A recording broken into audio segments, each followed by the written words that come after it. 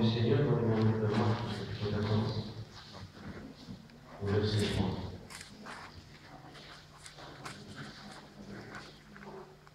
Comme Jésus était à Béthanie, dans la maison de Simon le lépreux, une femme entra pendant qu'il se trouvait à table. Elle tenait un vase d'albâtre qui renfermait un parfum de nard pur de bon prix. Et ayant rompu le vase, elle répandit le parfum sur la tête de Jésus. Quelques-uns exprimèrent entre eux leur indignation. À quoi bon perdre ce parfum? On aurait pu le vendre plus de 300 deniers et le donner aux pauvres. Et ils s'irritaient contre cette femme. Mais Jésus dit, laissez-la. Pourquoi lui faites-vous de la peine? Elle a fait une bonne action à mon égard. Amen. Amen. Que le nom du Seigneur soit béni et glorifié. Alléluia. Alors le Christ se trouvait à Béthanie. Et quand on lit les évangiles, on s'aperçoit que le Seigneur aimait bien venir à Béthanie, dans cette maison-là. Une maison qui l'accueillait, où il se sentait bien. La Bible dit qu'un jour, il était là-bas, une femme va venir. Elle va entrer dans la maison et elle avait un parfum, un art de grand prix, quelque chose de valeur, une valeur. Puisqu'un des disciples va dire on aurait pu le vendre plus de 300 deniers. 300 deniers, c'était à l'époque, c'était l'équivalent aujourd'hui d'une année de salaire. Une année de salaire, une année de travail. Et ce parfum-là, elle va l'offrir à Jésus. Elle va le répandre sur lui, jusqu'à ce que l'odeur remplisse toute la maison. Et la Bible dit que quand les disciples ils vont voir eh bien, cette femme agir de cette façon, ils s'indignèrent.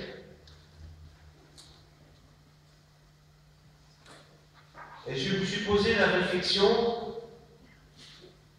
est-ce que le Seigneur n'était pas digne de recevoir ce parfum? Pour eux, le Seigneur n'était pas digne de recevoir ce parfum. Le Seigneur n'était pas digne de recevoir cette offrande. De recevoir ce don de cette femme. Cette offrande de cette femme, c'était quelque chose de valeur. Mais je voudrais vous dire ce soir, ne voyez pas qu'un parfum dans ce que a fait cette femme, dans l'action de cette femme, dans l'acte de cette femme. Ne voyez pas qu'un parfum parce que, à travers ce parfum, c'est une vie qui était offerte au Seigneur. C'était une vie qui était consacrée à Jésus, qui était offerte au Seigneur, qui était donnée à Jésus, puisque la Bible dit qu'elle a répandu le parfum entièrement. Elle n'a rien gardé pour elle. Elle l'a offert entièrement au Seigneur. Et derrière ce parfum, ce n'est pas qu'un parfum, c'est une vie. C'est le symbole d'une vie qui est offerte au Seigneur, qui est consacrée au Seigneur, qui est donnée entièrement au Seigneur.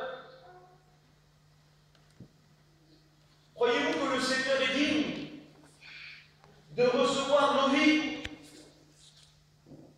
Croyez-vous que le Seigneur est digne de recevoir ce que nous sommes, de lui donner toute notre vie? En est-il digne? Croyez-vous que le Seigneur est digne? Oui, il est digne. Amen. De recevoir notre vie répandue pour lui. Il est digne parce que il est celui qui a tout donné pour nous.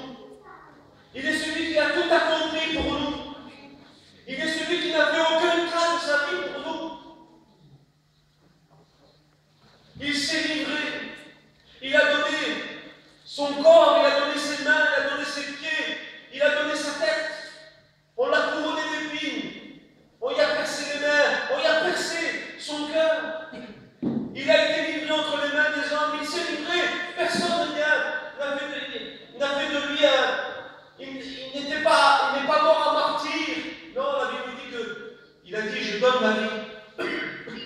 Je la donne. On ne lui a pas pris sa vie. Il a offert sa vie. Il l'a offert comme un sacrifice pour Dieu. Mais un sacrifice qui pour nous aujourd'hui nous sauve. Un sacrifice qui nous pardonne de nos péchés. Un sacrifice qui nous permet d'entrer dans la présence de Dieu. De pouvoir entrer en communion avec Dieu. De pouvoir être en relation avec Dieu, avec le ciel. Parce que le Christ est offert. Parce qu'il s'est livré. Il a tout donné, toute sa vie, il l'a donné. Croyez-vous que le Seigneur est digne de recevoir nos vies? Eux, ils voyaient ça comme une perte. C'était du gâchis. C'était une perte. Ils étaient irrités. Mais à quoi bon? À quoi bon faire comme ça? À quoi bon faire ceci? Pourquoi? Voyons-nous comme une perte de donner notre vie au Seigneur? Voyons-nous comme une perte de temps, une perte d'argent, une perte de cette vie de ce monde, que de donner notre vie au Seigneur? Pour eux, c'était une perte. On ne peut pas perdre notre temps, et c'est vrai ici-bas. On ne peut pas perdre notre temps, on ne peut pas perdre notre argent, on ne peut pas perdre notre situation, on ne peut pas perdre ce que l'on aime. On ne veut pas le perdre. Mais la Bible dit, à quoi servirait-il à un homme de gagner le monde s'il perdait son âme? Et Jésus dira que celui qui veut le suivre, il doit perdre sa vie. Parce que la Bible dit que celui qui voudra garder sa vie ici-bas, il la perdra là-haut. Mais celui qui la perdra ici-bas, à cause du Seigneur, à cause de la bonne nouvelle, il la retrouvera en haut. Alléluia. Ce n'est pas une perte de donner notre vie au Seigneur. Ce n'est pas une perte que de donner sa vie entièrement en Jésus. C'est être libéré. C'est être libre. Parce que la Bible dit que la vérité, elle nous affranchit, elle nous rend libres. Et la vérité, c'est Christ. Mais pour être libre, il faut perdre sa vie ici-bas. Il faut perdre sa vie ici-bas. Qu'est-ce que j'entends comme... Qu'est-ce que la Bible elle entend de perdre sa vie ici-bas? Ça veut dire mourir à ce moment. Mourir au péché, comme Christ est mort au péché. Ça veut dire, c'est vrai, vous savez, aujourd'hui je lisais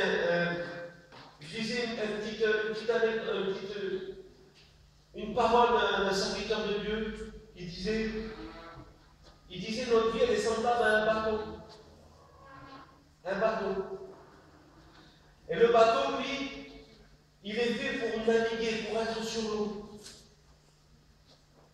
C'est vrai, nous, on est là, on est dans cette vie, dans ce monde, on est fait pour être dans ce monde. Comme des bateaux qui sont faits pour être sur la mer.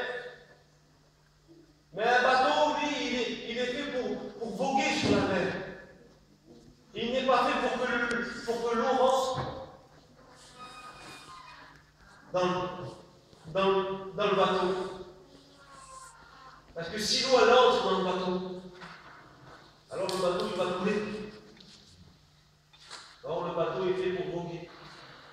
Il est fait pour naviguer sur les flots. Et cet homme disait, notre vie c'est pareil. Notre vie elle est faite pour voguer, elle est faite pour voguer dans ce monde. Dans cette vie, on est fait pour ça. Mais il ne faut pas que le monde entre en nous. Il ne faut pas que le monde entre en nous. Il ne faut pas qu'il vienne en nous. Non. Parce que le jour où il vient en nous, alors on va sombrer. On va couler. On va faire naufrage.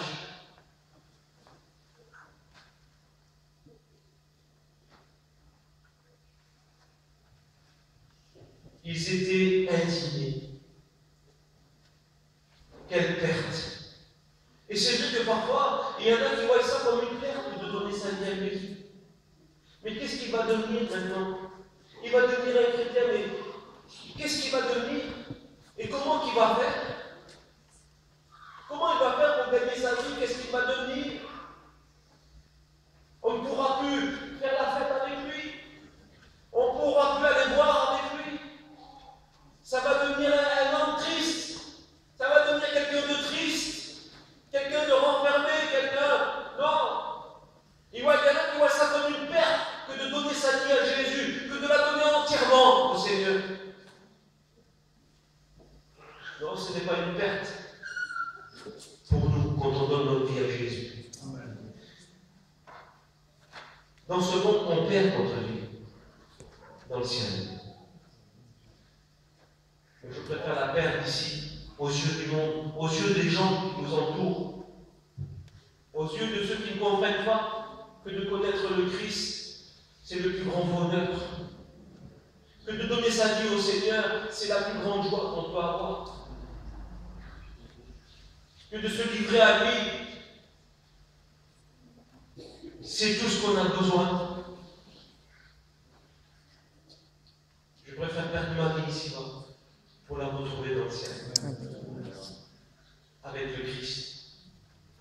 Alors, c'est vrai, il y en a qui voient ça comme une perte.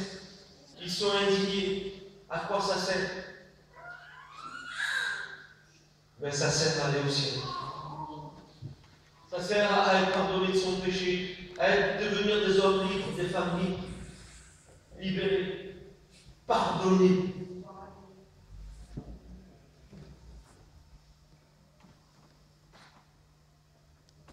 Est-ce que vraiment notre vie a été répandue sur le Christ? Est-ce que vraiment on a tout donné au Seigneur?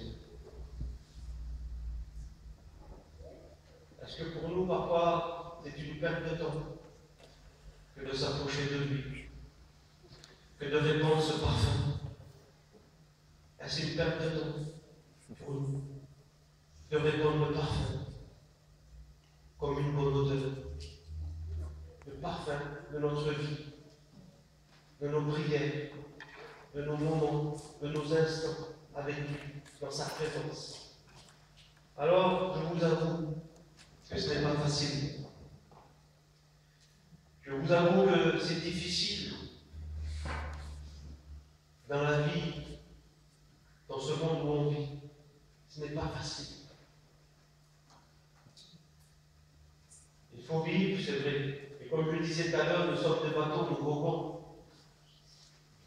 Mais le jour où la mer, l'eau rentre dans le bateau, ça ne va plus. Parce que ce n'est pas sa place dans le bateau. Alors je pensais à ça, nous vivons dans ce monde, mais nous ne faisons pas partie de ce monde. Nous vivons, nous avançons, le temps passe, les années passent, et l'on sait qu'une vie, ce n'est pas grand-chose ici-bas. Une vie, elle n'est rien. La Bible dit qu'elle est comme la fleur des champs, qui paraît pour un temps, et après elle disparaît. Elle est comme une vapeur, comme un nuage qui passe. Elle n'est rien. Vous savez, quand on a 15 ans, on va avoir 18 ans. Quand on a 18 ans, on va avoir 20 ans. On veut se marier, on veut avoir des enfants. Et puis après, on va avoir des petits-enfants. Et le temps passe, et là, on se retourne et il y a 40 ans qui sont passés déjà. Et on ne s'est pas aperçu. La vie, elle passe vite. Elle passe vite. La vie, elle n'est rien ici-bas. Alors pourquoi perdre notre vie ici-bas? bien la peine pour la trouver là-bas, avec le Christ, avec le Seigneur, dans sa présence. Offrir sa vie au Seigneur n'est pas une perte. Répondre sa vie, la donner au Seigneur, ce n'est pas une perte. Et les chrétiens, ils comprennent ça. Ils comprennent qu'ils ont besoin de s'attacher au Seigneur. Ils ont besoin de venir dans sa présence, de répandre leur vie devant le Seigneur, d'offrir leur vie, d'offrir leur prière, d'avoir ce contact, cette relation avec Dieu.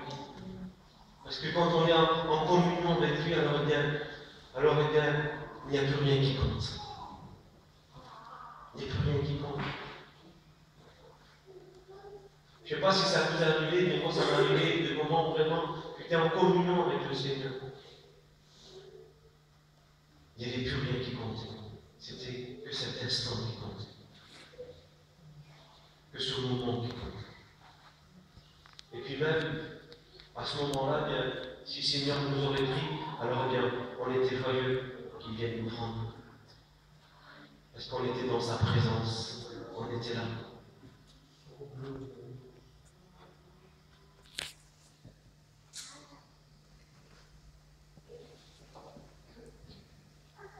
Offrons-lui au Seigneur.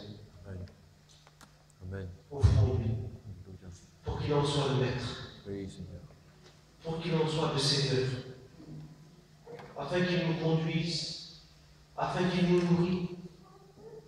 Afin qu'il prenne soin de nous. Afin que nos yeux s'ouvrent.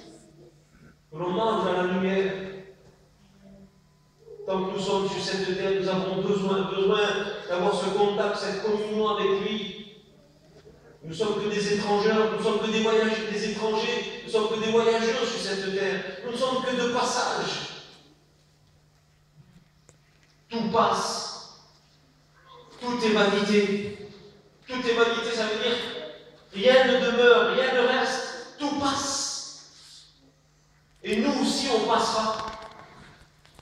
Mais aujourd'hui, nous devons laisser une trace. Nous devons laisser un témoignage. Aujourd'hui, nous devons être des modèles. Nous devons être le sel de la terre, la lumière du monde. Pendant le temps que nous sommes ici-bas, que nous vivons ici-bas, le temps qui nous est imparti sur cette terre. Et comment allons-nous faire pour être ces instruments de Dieu, pour être ces lumières, pour être ces témoins? Eh bien, en lui donnant toute notre vie. En lui offrant tout ce que nous sommes, afin de devenir des instruments dans les mains de Dieu, afin de devenir des moyens de bénédiction pour ceux qui nous entourent, en lui offrant notre vie. Vous savez, au début du siècle, en Irlande, il y a eu un réveil. Il y a beaucoup d'Irlandais qui se faisaient baptiser. Et quand ils se faisaient baptiser, il nous est dit que dans le baptistère, ils levaient le bras. Ils levaient le bras, afin que le bras ne soit pas dans l'eau. Alors, ils donnaient dans leur pensée à eux, ils donnaient à Dieu tout leur corps, là, et sans ce bras. Ce bras, ils voulaient garder pour eux. Pour la vengeance. Oui. Pour la vengeance. Parce que vraiment, on a tout donné au Seigneur.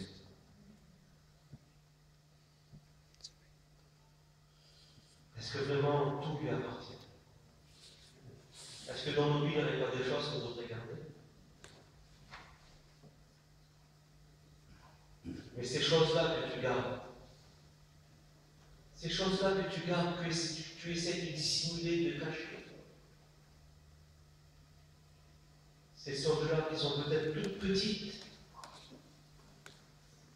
te privent du royaume de Dieu, te privent de la présence de Dieu, te privent de la communion avec Dieu, te privent de devenir un vrai chrétien, le sel de la terre, la lumière du monde.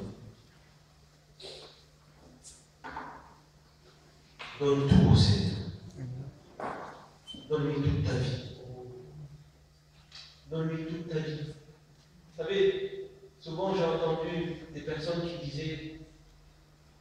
Ah, j'ai donné mon cœur à Dieu. J'ai donné mon cœur à Dieu. Mon âme lui appartient. Mais mon corps, je veux le garder pour moi. Mon corps, je veux en faire ce que je veux. Je veux le déguiser comme je veux. Je veux l'habiller comme je veux. Je veux faire ce que je veux de mon corps. Mais la Bible dit, Romains chapitre 12, c'est vrai, il faut offrir son cœur à Dieu, son âme, son esprit. Mais Romains chapitre 12 nous dit, offrez vos corps comme un sacrifice saint et agréable à Dieu. Ce qui sera de votre part un culte raisonnable. Dieu nous veut tout entier. Dieu veut tout. Le corps, l'âme, l'esprit. Il veut tout. Parce que ça lui appartient. En fait, ils étaient indignés, mais en réalité, ce parfum était à Christ. Il était pour lui. Il lui appartenait. Il lui appartenait. Comme ta vie lui appartient. Elle est à lui. Vous savez, un jour, quand Josué va passer le Jourdain,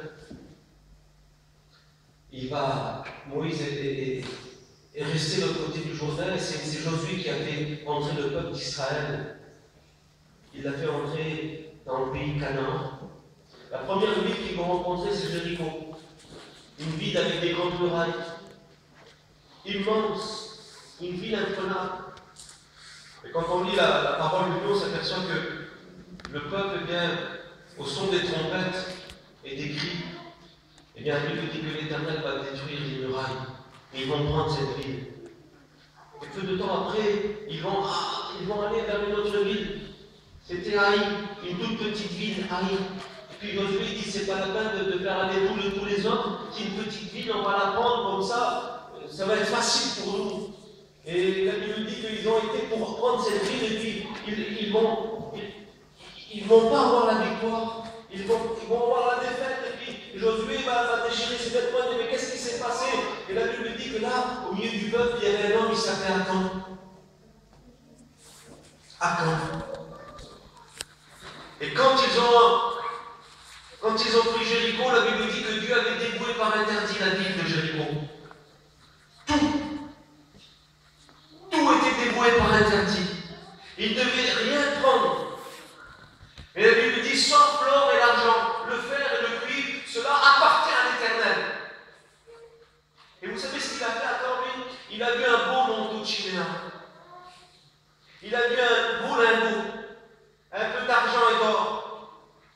Et il les a pris. Il les a convoités, il les a pris, et il a fait un trou au milieu de sa tente, il les a mis là, il les a cachés. Alors, je pourrais vous parler de l'interdit. Le manteau de chinéa, c'était l'interdit, ça. Il ne devait pas y toucher. C'était l'interdit. Et je pourrais vous parler de l'interdit, de ce que Dieu ne veut pas qu'on touche, mais je ne voudrais pas vous parler de ça. Je voudrais vous parler de l'or et de l'argent que Akan avait pris. L'or et l'argent n'étaient pas à lui. Ce n'était pas l'interdit. L'or et l'argent appartenaient à l'Éternel.